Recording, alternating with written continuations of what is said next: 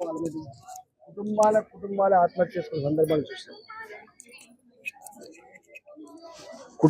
కుటుంబాలే ఆత్మహత్య చేసుకున్న సందర్భాలు చూసాం. నాకు తెలిసి ఈ రాష్ట్రంలో ఇవాళ రైతుల ఆత్మహత్యలు జరిగినాయి, ఇతర ఆత్మహత్యలు జరిగినాయి, కానీ స్వర్ణకారణ ఆత్మహత్యలు ఒక ఇంటి యజమానితో అవి అంతం కాలే, ఒక కుటుంబమే చనిపోయిన సందర్భాలు చూసాం.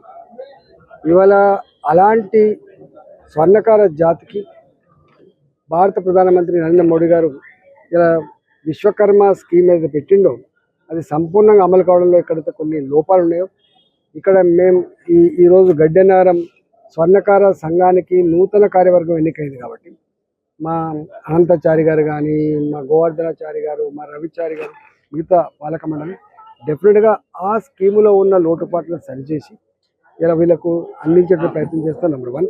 నెంబర్ 2, వీళ్ళకు వేధింపులు ఎక్కువ ఉంటాయి. ఎక్కడ దొంగతనం జరిగినా కూడా తీసుకుపోవాలి అంటే వితౌట్ ఎంక్వైరీ వాళ్ళు ఎవరి పేరు చెప్తే వాళ్ళని తీసుకుపోవడే ఉంటుంది.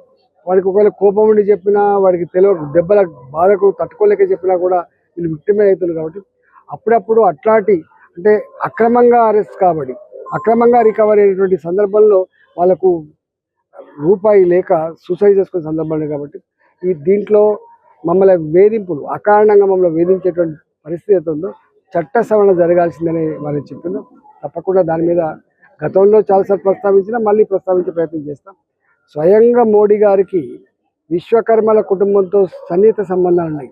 నేను అహ్మదాబాద్ చూసే కూడా విశ్వకర్మ స్కీమ్ రావడంలో వారికి స్వర్ణకారుల కుటుంబాల సమస్యలు తెలిసిన బిడ్డగా కాబట్టి చేయగలిగింది. కాబట్టి డెఫినెట్గా దీని విషయంలో కూడా నేను పార్లమెంట్ సభ్యుడిగా మోడీ గారికి ఇది ఒక ఉత్తరం రాసే ప్రయత్నం చేస్తా, వారికి దృష్టికి తీసుకునే ప్రయత్నం చేస్తా, ఈ సమస్యను పరిష్కరించే ప్రయత్నం చేస్తా.